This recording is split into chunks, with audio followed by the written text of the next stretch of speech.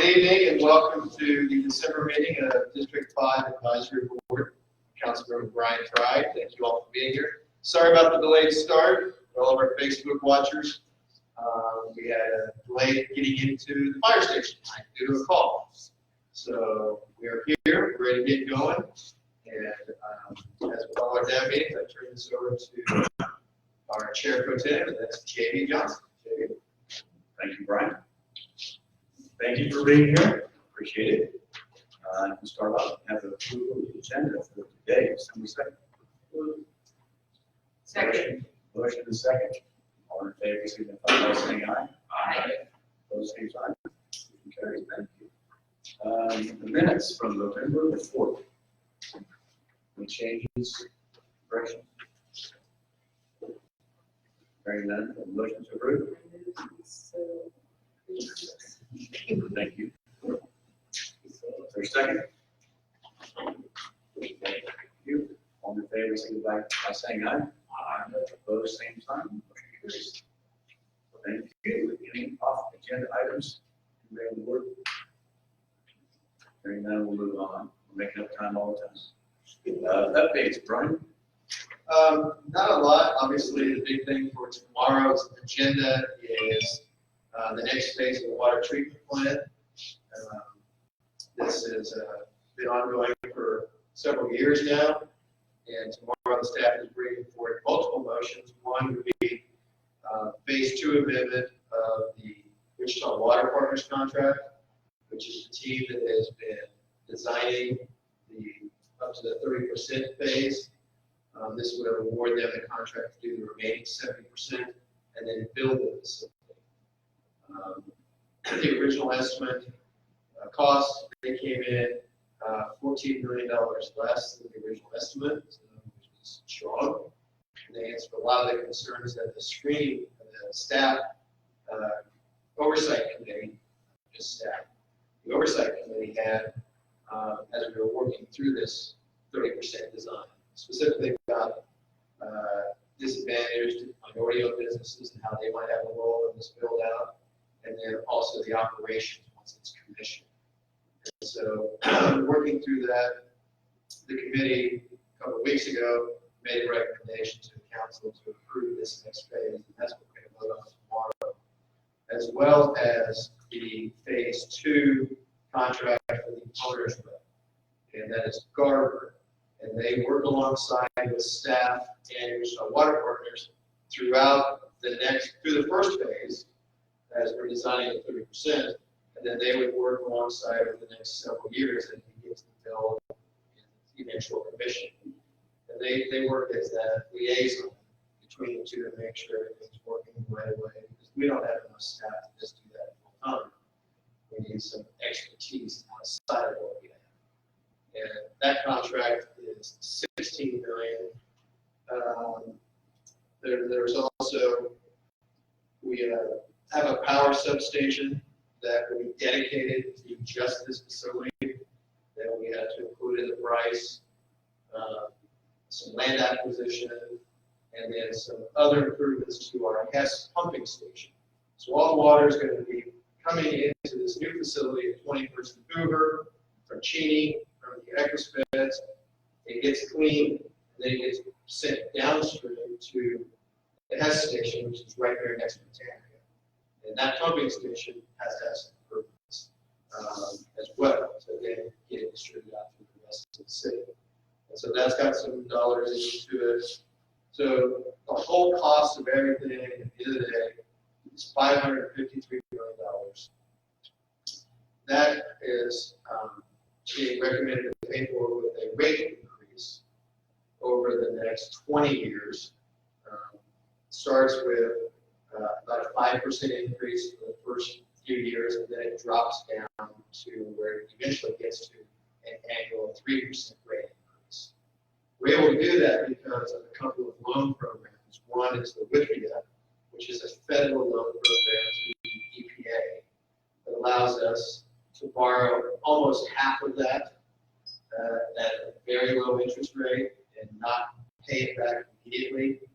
We actually don't start paying it back until 5 years after the completion of the plant. So we actually will start paying on it for 10 years. But the rates that we start collecting that, will be used towards that. The other half, almost half, is the state revolving fund from the state of Kansas, which is a very similar program. So together, between those two loan programs, we're getting 96% paid for the extremely low cost loans. And that allows us to keep the rate increases very low.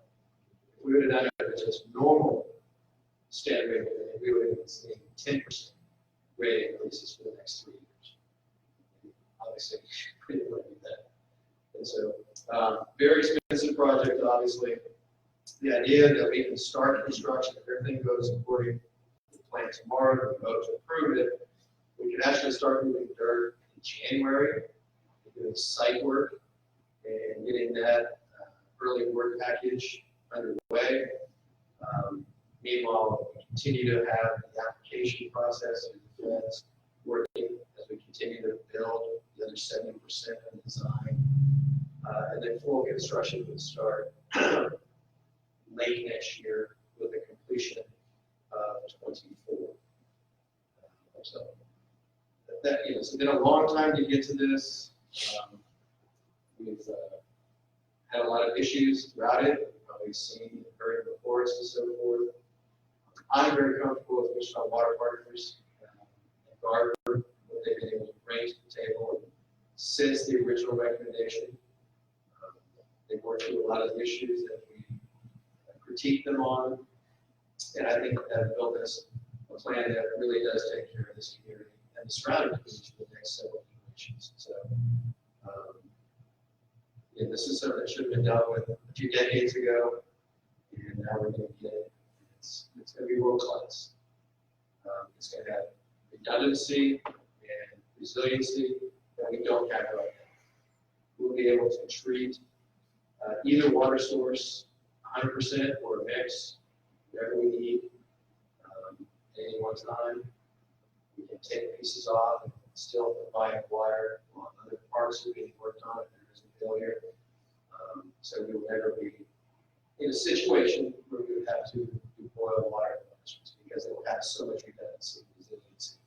So you may have lower amounts that we can use if that's the case, but we'll never do without water. That's the point. So again, this is tomorrow's agenda item just on the water treatment plant, the contract for phase 2. So kind of gives you an idea of how thick this is and how much work's gone into it. But at the end of the day, we're going to have a facility that's going to be the end of a lot of communities because it's going to be done right and we'll be ahead of the curve. So that's the main thing we've worked on the last couple of years. It feels like the whole time. But, it's finally coming to a head, and if everything goes according to plan, we'll have a big groundbreaking in June. So happy to answer any questions or any concerns you may have heard from the community. Any thoughts? Anyone?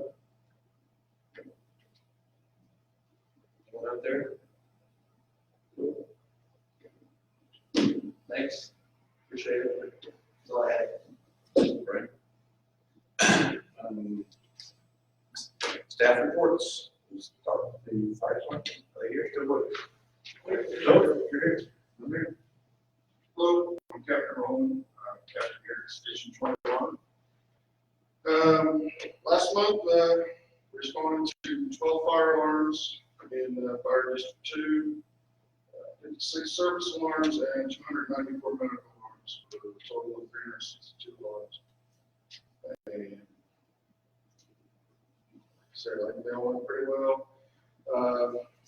Just want to remind you that with this time of year, temperatures kind of go up and down, keep an eye on your neighbors, make sure that you see people out looking at Christmas lights at night, especially, be sure mindful of them. It's kind of an issue around here. A lot of people at their homes well decorated, and people walk around, sometimes they look at the lights, not watching where they're going. So just be mindful of your neighbors, make sure to check on the elderly if it's really cold, make sure they're doing okay. And that's all I've got. Have a good day. How was your call tonight? We had a 2-year-old walked in the car. So sorry we're here to get you. So we were locked out. Since we took walk Add that to your report next week. But the 2-year-olds, I think the 2-year-old was happier to see us than what you. So, have a good day. Thank you. Please.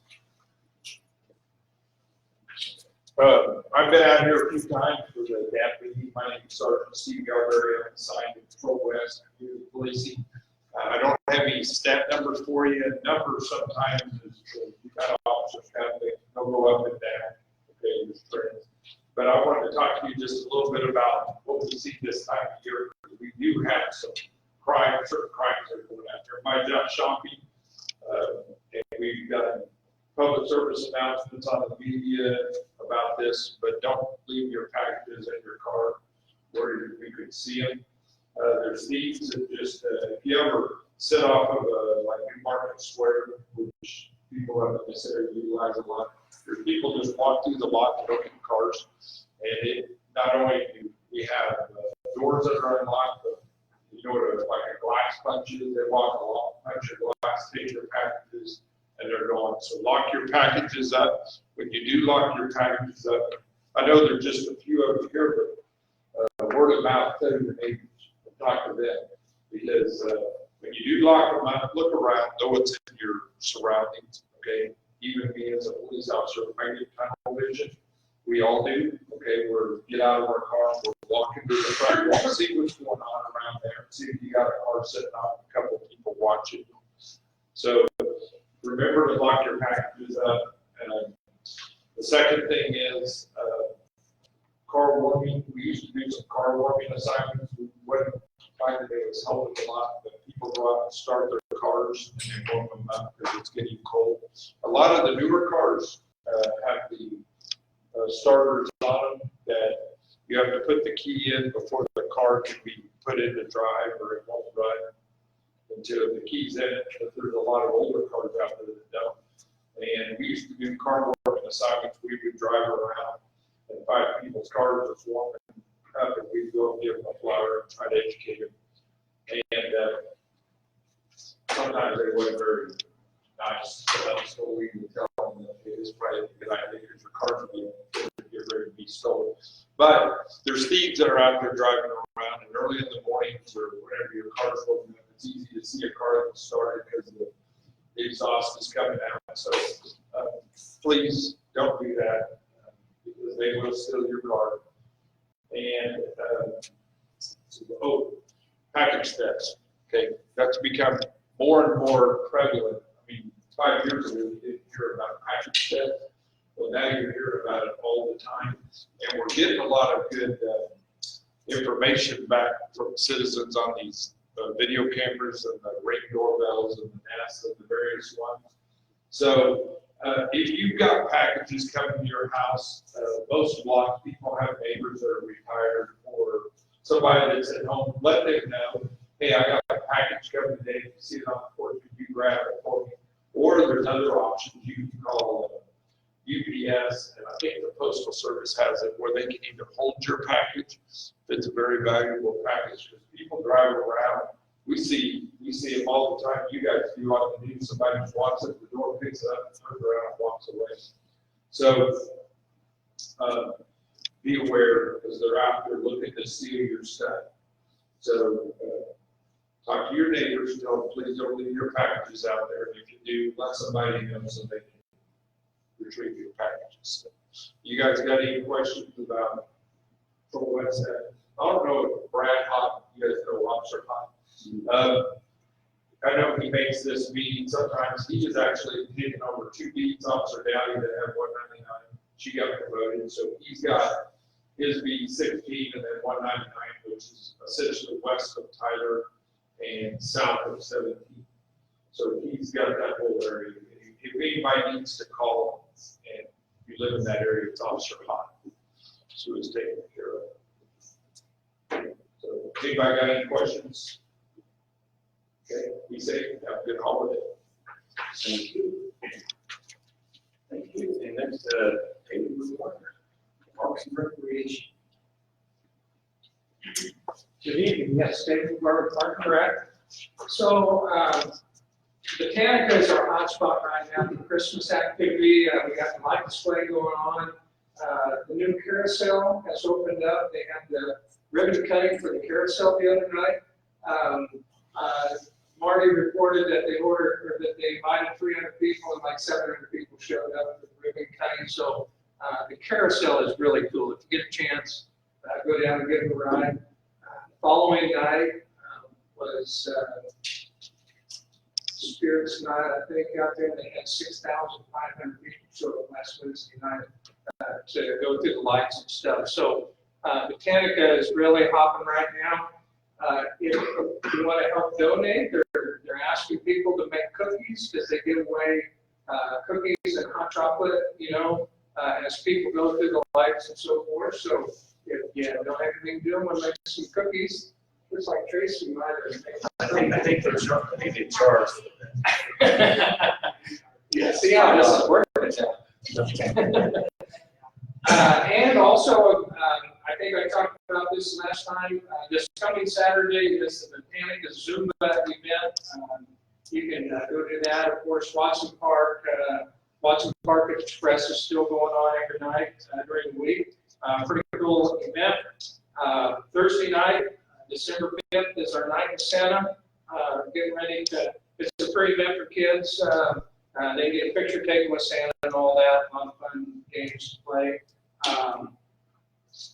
Mayor's tree lighting was this past Sunday, and even though with all the wind, our Christmas tree withstood the wind, so they didn't blow over any of the ornaments, never blew off of it. So, and of course, we've got kids camp over the Christmas break coming up when the kids are out of school and at all the recreation centers. So, any questions? Thank you, David. Tracy? Library.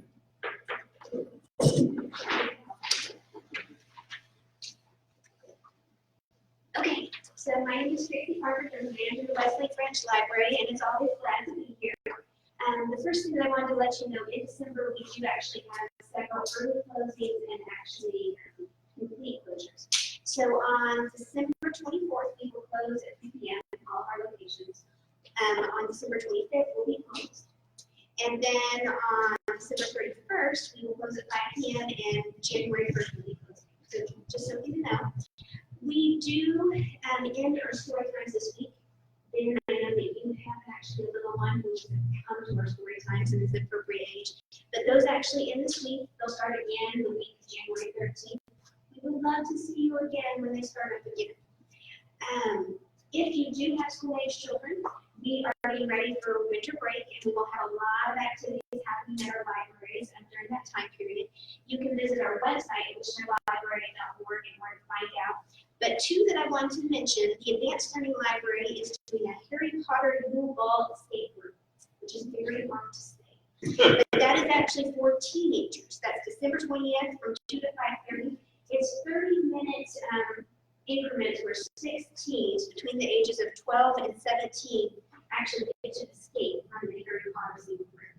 And it's going from 2 to 5:30 so they can get more teens through. That event does require registration. You can register on our website. Another one that we're doing is called Snowed In. That is at Wesley Branch Library, which is on January 3rd at 2:30. It's for ages 5 and up. And we are going to have all sorts of awesome snow activities inside. Like we are going to have a winter clothing relay race and snowflake slime. We're going to make some, okay? And do all sorts of awesome stuff. The last thing that I want to mention is we have 2 reading initiatives that are getting ready to start at the beginning of January. One of them is called a Winter Reading Challenge. It is actually the month of January, so January 1st through the 31st. And Wichita Public Library is competing against other libraries across the nation to try and get as many books read as possible. And what will happen is if we do really well, if the people of Wichita actually participate, then we get free things, which is totally awesome. We get author visits and materials donated and things like that. So we would really love you to participate in that. And that's the Winter Reading Challenge. The goal is for everybody to read 2 books books during that month because we read a lot of books. We all read 2 books during this month. And if you have children, it would be fine to count those books that you read to your children. The other thing that I want to mention is the hashtag Read ICT Challenge that is getting ready to start again. Okay, this year the board, you guys did well. I really appreciate your participation. Some did better than others.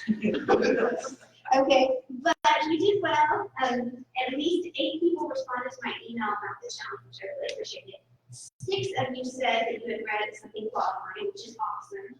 1 of you told me that he was going to read something, and he's not making eye contact now, so I don't know. And then 1 impressed me with his incredibly entertaining account of what he did read, although it was not a qualifying entry. Okay, so with that challenge, it is actually the entire year. We try and read 12 books in 12 months is what we try and do.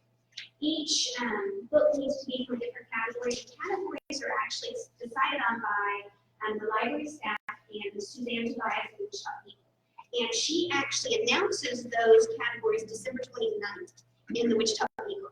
And this year could be a little bit different. There actually will be monthly prizes. There will be the potential of winning a monthly prize. There will also be the potential of actually winning a prize at the end. Those are the programs that I mentioned. You can register to participate in them through that is the library's reading tracking software. All you have to do is go to our website and you can actually sign up. And then sign up for those will start in January. But I am incredibly hopeful that you will participate. It would make my day. Yeah. My day would be here. Questions? People rarely have questions because I share so much. Sure. You did. I didn't get one.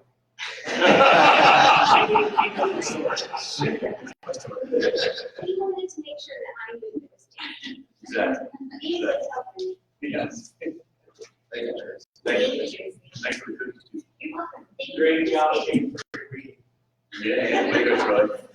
Pitched in there a lot. Okay, nobody's building works, so.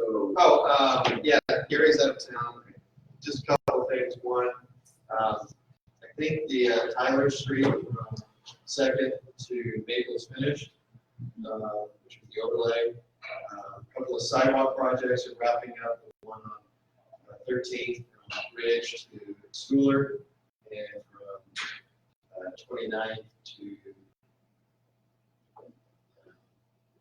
Street, Western Bay. That's nearing completion also. Next meeting, we'll be able to show you the 2020 street overlay projects. Most of it's going to be on Ridge and Central Avenue. And we're fixing some of those streets and then some neighborhood streets as well. I think we'll have that in January. Still haven't finalized the acquisition on 13. Between Firefly and 135th. Everything else is done. It's just that last piece of property we have to get in order to start construction before we can even let out the project. I believe that's now still in the court system. Get rid of that price or something. Yeah, that's the thing about first. First question. Yes, Andrew. Question, did you mention, something about 13th and, Tyler? Over there? Nothing on 13th and Tyler, 13th on Okay. Ridge. There was a sidewalk, that was added, but Okay. I'm not aware of anything. Are they also looking at Tyler and 21st right there? Because the, sidewalk needs to be, redone there. Which side of the intersection? It's the side where the Pizza Hut is, and then the Bricktown Brewery right there. There's not the blocks that they have. The ADA ramp? Yeah, I'll bring it up to Gary. I'll make it. okay. Thank you. Not a problem. Okay, any other questions? If not, can I have a motion to receive and file the staff reports? Second. So, thank you. All in favor, signify by saying aye. Opposed, same sign. Motion carries. Do we have one presentation today? Yes. River Legacy Master. Yeah, I want to introduce Susie Santo, President and CEO of Visit Wichita. She's on the Riverfront Legacy Master Plan Committee. And I believe she has a presentation update where they've gone and what's the next steps. Be right with you. Next time. Sorry. Good question. How much time would you like to spend on this? I'm not sure if you. Thanks for being here. Oh, yeah.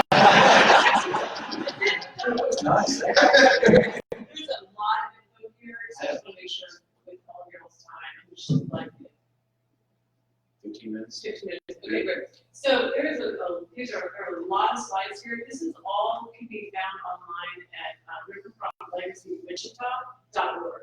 So I'm going to go really quickly through it so we can get to the scenarios of where we are and answer questions we get. Is that better or worse? That's it. Whatever works for you guys.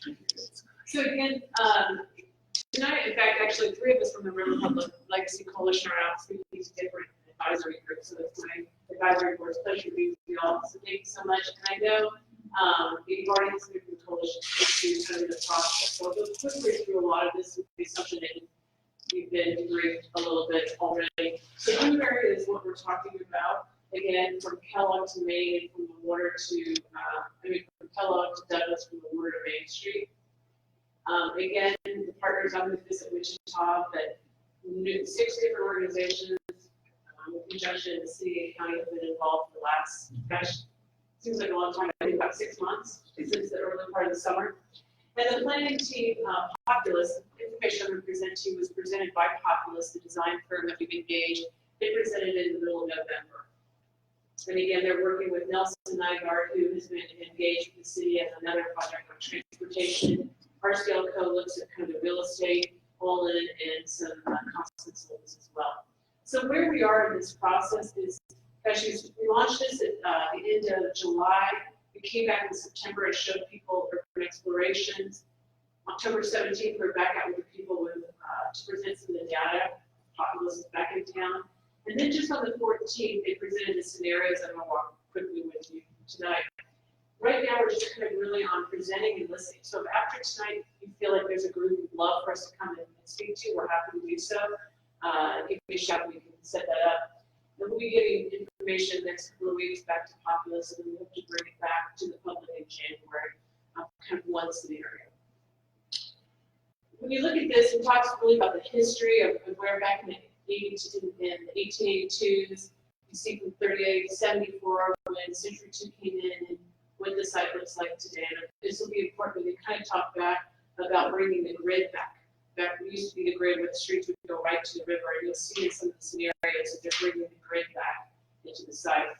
There were a lot of planning principles that we worked on for several months to really help us determine when you get scenarios, what's working. I won't go into detail with all of these, but again, really enhancing our reputation in the gathering space, enhancing Wichita's riverfront parks and open space. And we heard from about 14,000 people with Project Wichita. Open space was something that we heard, whether you live east, west, north, or south, really that desire for open space. So that was important. Again, long-term sustainability of the assets, creating this culture hub to attract and retain human talent. And I think what's interesting when people ask me like kind of the genesis of this project, really a lot of it comes down to attracting talent, having great companies here, and how do we become that city of choice for millennials, and having that desirable core, which is so important not only to Wichita, but to the region. The parameters were, again, site must include green space, because we heard that in space through Project Wichita. The convention center needs to be connected to the Hyatt. In our world of conventions, you've got to have a convention center connected to a headquarter hotel. That's critical. The performing arts can't be interrupted, and we heard that time and time again, is that if they go dark, that would be detrimental. So you got to keep that in mind. And looking at really connecting the grid back to the river. And then maximizing mixed use development, because you can look at those can be revenue generating to help kind of pay for programming the space, if you will. The other thing to keep in mind when you look at this grid, again, the box area is the core area that we're talking about.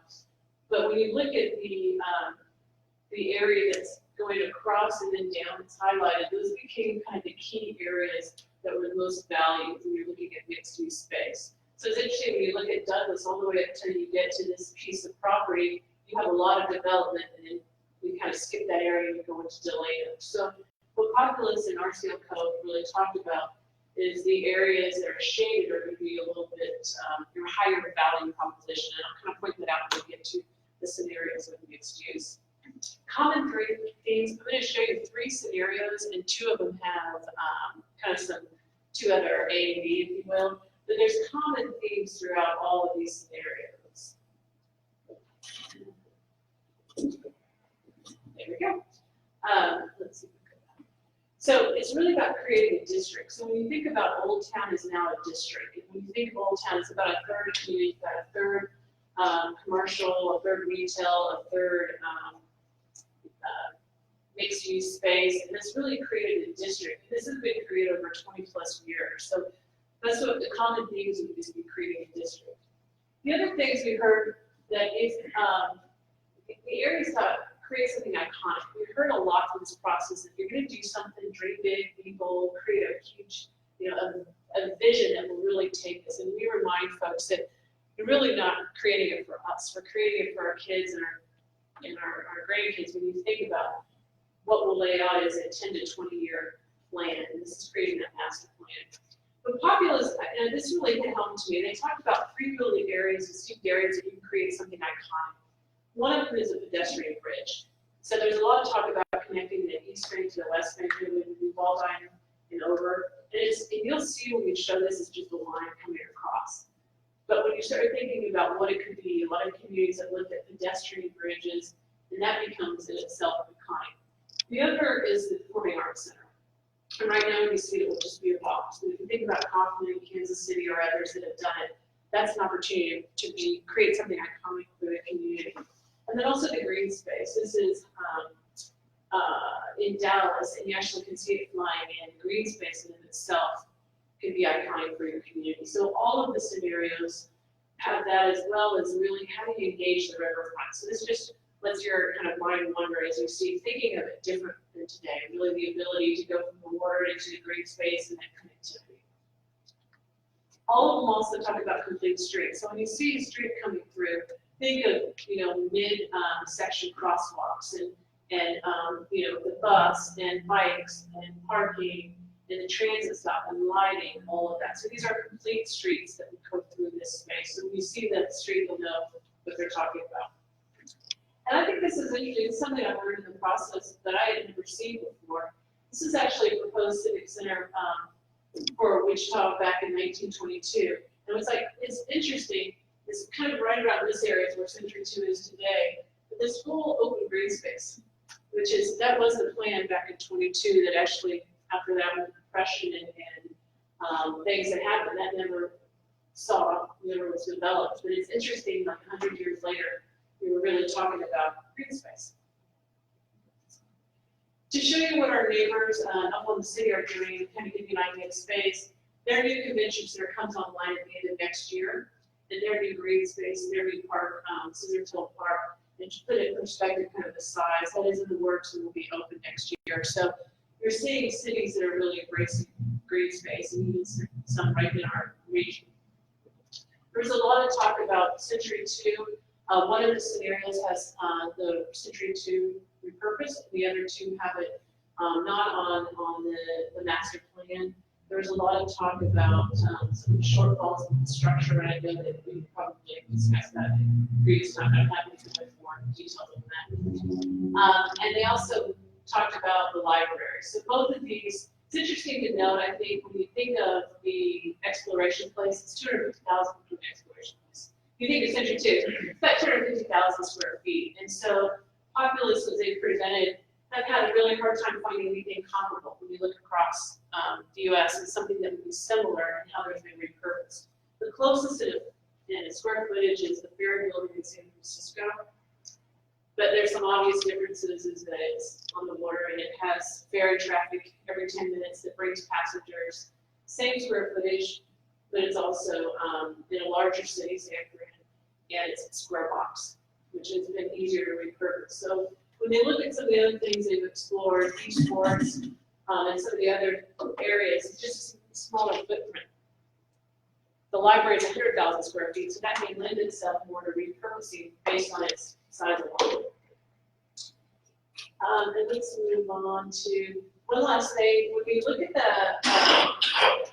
the colored box there, that is the footprint for a convention center. So I like this graph because it received a ton of napkin drawings. You know, we all can draw it, but it's been hard to get into really the scale. So we start to see where high it is and where the convention center is. If you're going to connect, you really are limited on where it can go based on how large the footprint is. But I think that helps realize, because we have a lot of people, can you squeeze it between the Hyatt and Century 2? It doesn't fit with the square footage that's needed.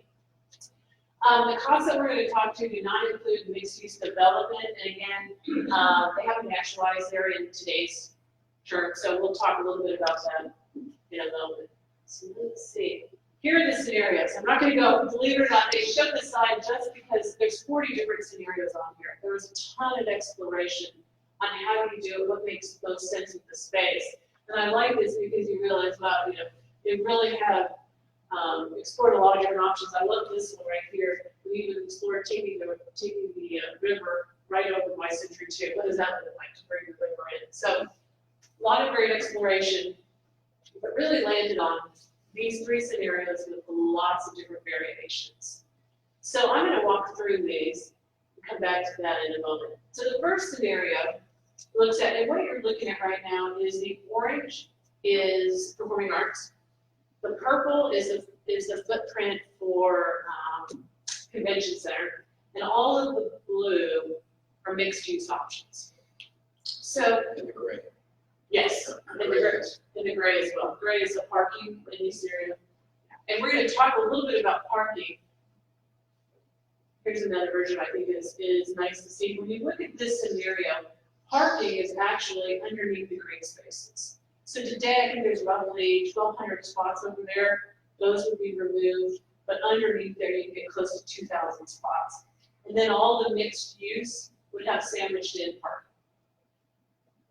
Some of the things that we've heard as we've been kind of presenting this, a lot of folks love the open space from the great lawn, if you will, before the performing arts. So you can imagine if you're there and you're looking at the performing arts center, kind of the ease to getting down to the river, another thing that we're hearing.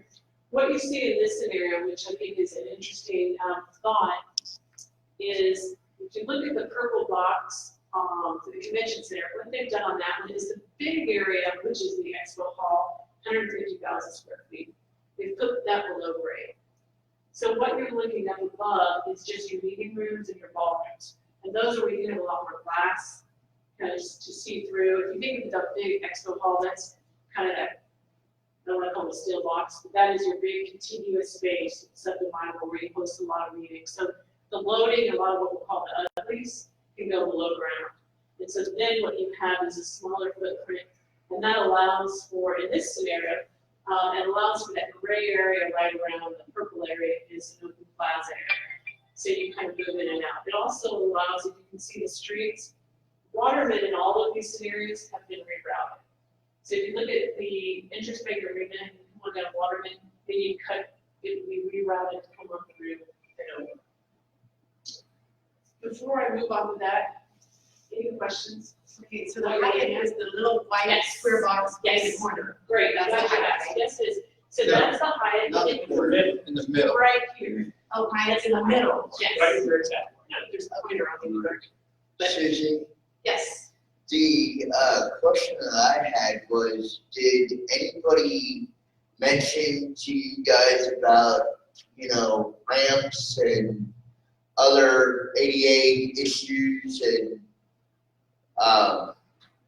stuff for the blind community and the disabled community? community. Yeah, and absolutely, I think they heard a lot of that, and really the importance of So- making it accessible to all. So that is on, definitely on their radar. Okay, So the height is right kind of there. Just stand on your chair. Don't stand at their point. That's the height, and if you notice the blue kind of long rectangular box connected to it, that gives the ability for the Hyatt to build another tower. So if we're visioning this out for the next 10 or 20 years, originally when the Hyatt was built, it has the infrastructure to do another tower. And when we looked at all of the studies back in 2013 about the demand for conventions, it actually called for another 100 rooms. But this is showing it has the ability of another tower to go up to 300 rooms based on demand. And so that's where that space, you can see that in all the scenarios with that space there for the Hyatt's expansion. Was there anything else on this, or is this where you're put?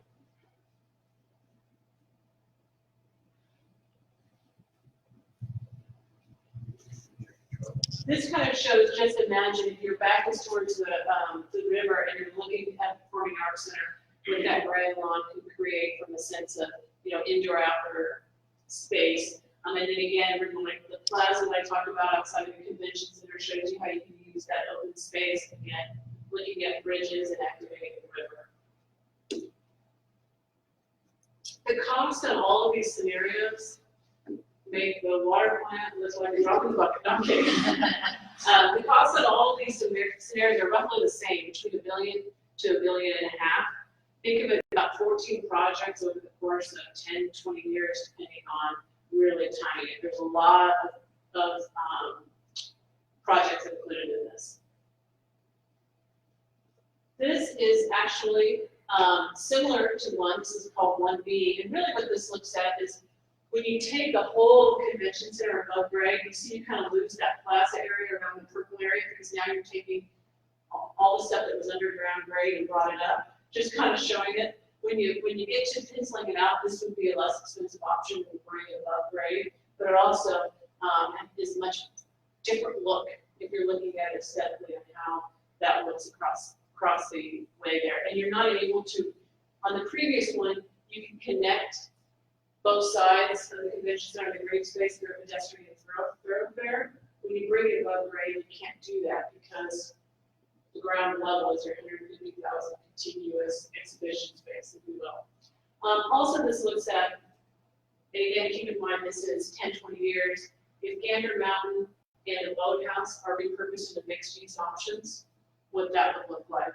And again, as you're looking at mixed-use options and what that brings and back with potential revenue, that may be something if you want to look again down the way. As we move to scenario,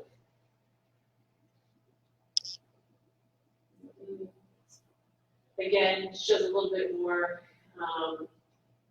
what that would look like and how you can, again, engage. One of the things that people have asked me about green space is, what does this really be, a flat space? Part of it is programming. There was a great article about McGowan Place a few weeks ago, and if you read it in Tulsa and what they're doing in their park, they activate, what's on that and programmatic. And it's not just a, flat lawn. There's lots of nuances and changing the grade and places for people to gather in pockets, and it's programmed because that's going to be critical to it. Similar costs. This gives you more mixed-use development if, in fact, in the future at some point there's different development down in the Gander area. Parking, as I talked about, again, in all these scenarios goes underground, but also looking at parking garages in the vicinity, if there are ways to capitalize on that parking as well. Scenario 2 looks at more of a continuous green space. This actually has the most green space at 11 acres. The first scenario had 10 acres of green space. Let's take another look at that. So you're putting your parking all the way underneath the green space, and the orange is your Performing Arts Center. And now the purple becomes on the water is the convention center. Again, with parking sandwiched in and out. The library remains in this scenario and is repurposed to some mixed use. And again, on all of these, as Councilman Frye, I've chatted with him a few times over it, there's so many, it's kind of this mix and match, right? can you move this to here and this to there? And that's really where we are right now. In fact, I think we've heard from, I don't know how many hundreds of different folks on the website at riverfrontlegacywichita.org. And if you're seeing this and you have thoughts or you have ideas, what we're doing right now is we just want to present this, we're capturing that data. So there's an opportunity just to go through each scenario and share what you like and what you don't like. And if you're like, hey, you know what?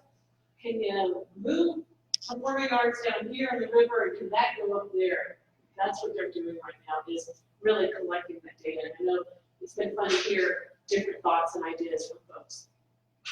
But this one has had, some of the things that we're hearing is some folks love that open green space in that area. That's a positive. Some other thing times we're hearing is, wait a minute, are you blocking off the river too much? Is that creating too much of a wall? Again, a lot of it depends on how you create buildings and, from both spaces. But again, kind of an interesting way to look at it. And again, the grid. If you look at how the grid is open now, and you're able to drive through the shop, the site, Waterman coming from Interest Bank again has been rerouted and recreated. That's been interesting what we're hearing folks are like, wait a minute, but I won't be able to get through there as quick. It's interesting, but on the flip side, we're also hearing some people like to go 50 again, and as a pedestrian, maybe not just say, I'm sure you spent a lot of time down there, marathons in the past as people are coming through, but again, just another way to look at how do you activate the site.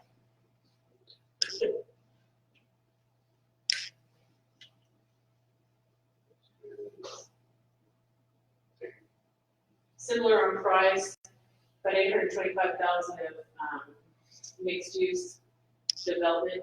And then the current scenario keeps the dome, keeps the round dome in play here. And you start thinking differently. One of the things that Oculus has shared is that because of its size, they've looked at a lot of different ways on how you repurpose it, and knowing that conventions and performing arts no longer work in that building, the question really becomes, what do you put in it? And I think the reality where we are right now in this process is, there's not a silver bullet or a home run that says this is the right use for that building. And so it's really an interesting point we're at as a community to really try to figure that out or the next steps with it. They suggested that perhaps parking inside, if you take parking out and you move it in as a parking, and then look at some type of mixed use around the dome, that maybe you can have the parking in there as well as the mixed use. But again, I think there has to really be an understanding is from their professional opinion, it would be the least viable option based on folks coming in and wanting to repurpose it. But when you look at it, if it would stay, one thing I think that this scenario does do is it takes the round dome back to when it was first created, right? When it was first created, it didn't have anything attached to it. And you could really enter it from all and start thinking more of a park around that area. You still get green space down in this area with low grade parking. This looks at putting the performing arts on the river. And that's interesting, keeping the library. This keeps both the library and Century too. And it's interesting because some people love the library, love the performing arts on the river, and then other people love it on Main.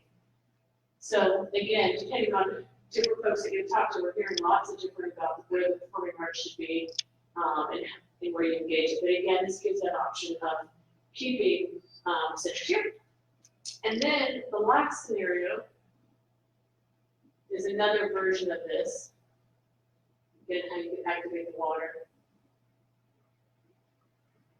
During this process, we also heard, well, if you can't keep the building, can you keep part of the building? And what does that look like? Can you just keep the roof and get rid of the, everything else and create a pavilion? And when Oculus came back and said, well, you can't do that because nothing would grow over it. But what if you could do something that kind of, was a tribute to the structure and the shape, and came up with this concept, which again is you look at basically then if you think of an umbrella, kind of you'll see they've taken off the roof and built mixed use around it. So you have this kind of this in the round area. It could be an office park or people wanting to come in, and you have a lot of green space around it.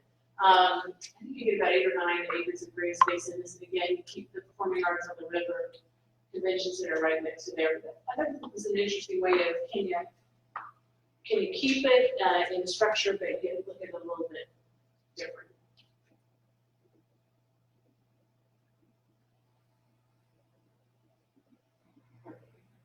So right now, I'm trying to go through fast, 15, 20 minutes, I'm like, woo, You're way back. how to go through 50 slides in 15 minutes. I'm gonna talk to Evan and say, okay, some of these slides.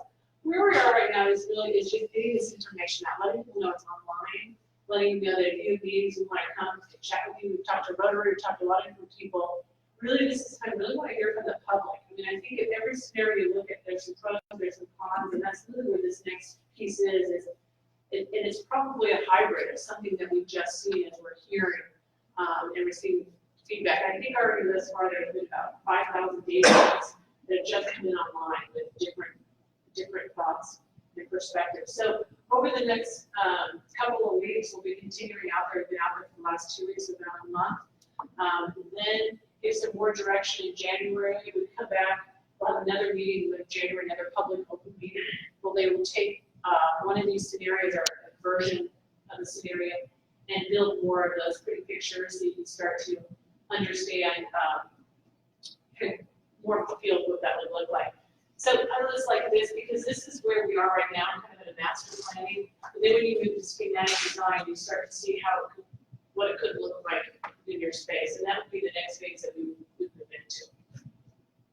And with that, there you have it. I'd love to kind of answer any questions that you might have. I know there's a lot of data there, but I just appreciate coming in and chatting with you guys, because this is, as we think about it, this is a once in probably a generation for us, lifetime opportunity to look at the core. The core is so critical, not only to Wichita, but again, the region. We hear from folks around the region, and it's a huge opportunity for all of us to create a vision and master plan for our kids and grandkids. So, in all of your scenarios, you have a performing arts building downtown. So I don't know where or how I heard this, but I never heard there was a possibility that it was moving out to WSU. Is that yay or no? You know, Did you ever hear that? I think there's been a lot of talk about a lot of things, and but for this project, we really looked at, and there's still an opportunity because it's not staying in that space. I think the appeal to it has been performing arts is being in the core of the density and being able to play kind of create that dense urban environment down there. Doesn't mean that it can't go to another place downtown, but I heard more of the problem staying in that vicinity. But you know what? No, I like that. I even like that. I was sad to see that might be a possibility for here, that it was a possibility. But anyways, I just thought I'd ask. I've got very serious thoughts on that. So, You talk to the developers, Dave Brooks of the world, asking the probability of mixed use around areas. Yeah, I personally have, but I did a design firm. They talk to developers. They've also, based on what they've seen in the city and their analysis of the city, there's been a lot of conversations around that. And I think that's critical to think through. And when they did their original, if you go online and look, the original scope of plan, how much mixed use, how many hotel rooms, all of that, it's actually, they believe, more they could put on the site. And so it's going to be it may not happen exactly on the site, but I think it goes well for what could happen even in the whole region down there. If we look at what's happening with the West Bank, et cetera. But yeah, there's been a lot of conversations with a lot of stakeholders, really trying to make this community alert and works to this work. is the survey still available? Yes, it's still on, Where can we find that? Riverfront Legacy Wichita.org. And it will go on and ask you about each scenario, what you like, what don't you like, if there's any other feedback that you want.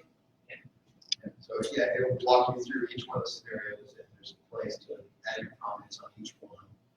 What you'd like to see, what you don't like about that particular one, and so forth. And so you can do that on your own time. That give a little bit more thought with the designer. You know, I think that's suggest other sites and other locations. So How does that process work with coming up with a design that attaches attaches to the Hyatt? Meaning, did Populous have to approach the owners of the Hyatt and say, hey, we're thinking about attaching whatever to your structure? Is that okay? Or like, what is that, how does that even, because I know if somebody came like and planted a wing onto my house and be like, what are you doing? They would need my approval, correct? Yeah. So like, how did that happen? Yeah. We have a couple of things. When we think of this process, it really started back with project, actually downtown, the master plan for downtown, these Calais sites. But even in 13, when we did the first demand study to figure out conventions, and that study came back with really the need for downtown. So as early as 13, and then the city of property question talks about, hey, if there's a new convention there could be new demand. And when it was built with it actually, I think it's where the kitchen is now, and it's actually where an elevator could go. So there were plans on what that would look like when it's first built. So to flash forward to now, there have been conversations with the Rockland School on that property about, hey, if this happens in the demand, we totally get it. They're saying, yeah, that would be great to have that demand. And we're pretty fortunate when we think about the 70 acres. I think there's only 3 property owners. We have the city, we have Waterwalk, we're actually, 4. We've got the Hyatt and then the property right on the corner, Douglas and Mickey. So when you look at other cities, a lot of times when we're dealing with something that large, there's so many property owners. But in this process, the Rocklands did contribute dollars to this process because of working with them on public engagement, as did Morris. So they're involved in making sure that we get public engagement on what it's public on. Have you, has there been like overwhelming vote on scenario 1, 2, 3, or 4? Say out here. It's so fascinating. I think this is what's great about this process is really depending on who you like or who you talk to, different scenarios, and even within, let's move this here and that there, and I'm anxious to get the data back because I haven't seen all of them. I know there's a lot of people giving their perspective on it. I think a couple things that we're hearing is green space is important. That's important. Activating the river is important. And dreaming big, investing in ourselves and casting a bold vision, and then reminding us that it's not for us. And I think I have to remind myself that, right? It's for our kids and grandkids. This is what we're doing. Along those lines, I think here, what's being created on the west bank, with the ballpark and all the development activity that's going to happen there, the east bank needs to measure up and be, if not better, than what's going to happen on the west bank. There's some pretty significant plans being developed and worked on right now. It's just not the ball stadium, everything else around it. So the east bank will have to measure up and have something similar to my grand. So seeing that bold vision on the west bank needs to happen on the east bank as well. I think it's we've had so many great developments and things happening. And I think this is such a pivotal point for us too. I think about lots of things, but I think this decision on what happens with this is, I'm watching very closely. I know my peers, my same age, who are transplants in Wichita, who weren't born here, are just watching to see what this process, how this process will turn out. And I think if we can create this bold vision that brings people in and we can retain talent, I think we're going to have a better likelihood of those transplants who came to Wichita to work are going to stay here. Is there a area that you gravitate toward? I do. What do you? I am most interested in having the convention along the new convention along the riverbank, tearing down Century 2. It doesn't work for us, and trying to put a parking lot in it, and like this umbrella pergola type scenario doesn't make a whole lot of sense. It needs to be torn down. So one comment, I've heard us speak multiple times on this project. One of the groups I talked to was the chamber along with W. And W stood up and supported one of the designs. Do you mind sharing with the group? She's asking directly about that specific. Were you there, Dennis, on W? I was not. I actually, because there was a lot of this, but I didn't speak in that one. If I understand correctly, I think it was one. Yeah. That's my understanding now, the young, and so that's interesting, and that's, well, I wondered, and I think, you know, the first question for the community is the Century 2 scenario, right? And if you look through, because on scenario 2, it's kind of more the open park, scenario 1 is that, and so, but when you get down there and you start thinking of how's it all get done and timing, and there's so many things to consider, right? You gotta what builds first, second, but if I understand correctly, the young professionals looked at scenario 1, liking it. What I heard about that area is the ease of activating the river. That openness on that space to the river was really appealing. The longer line was kind of similar to. Yeah, I would even add to that, Rachel said, you know, about, this is coming from someone who, not trying to share it, but it's younger than everybody else kind of on this board, and I've gone to many of the meetings, and I've said this kind of, it's that same message, how when it comes to Century 2 and keeping that skyline, the generation before that decided to tear down the farm and build Century 2 was thinking about their current generation, they're thinking about the next one. And I hope people are able to look at that kind of perspective when it comes along with Century 2, that this isn't for them. I mean, they will still use it probably most likely in their lifetime. But this is looking down the road, because I mean, it's been 50 years since we built Century 2, so this is looking down 2060, 2070. It's interesting too, if you go back and look, it's kind of fun, if you go back and look at the headlines in the paper.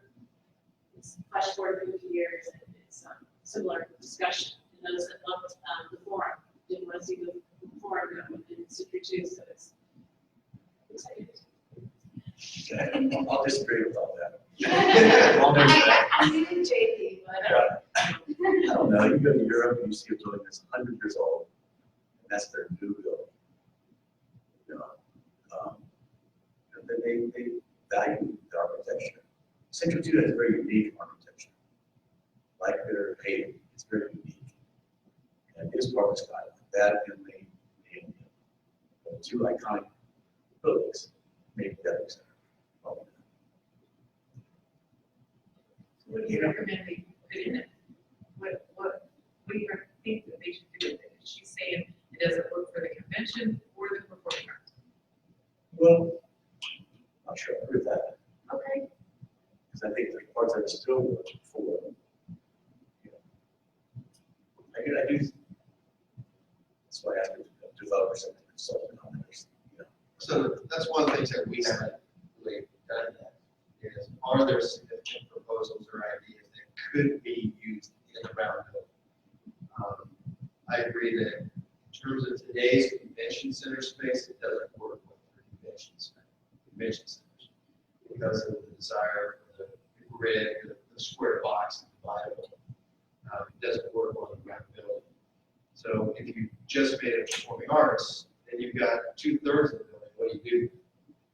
Because of the limitations with the back of the hall and the stage, and the ceiling can't change, and the floor can't change, you're still challenged with performances and some of the touring shows. But what we haven't done, One dimension. disagree, but that's another discussion. But what we haven't done is put out an RFP and say, okay, what could it be used as, right? Is there an idea that we need to vet?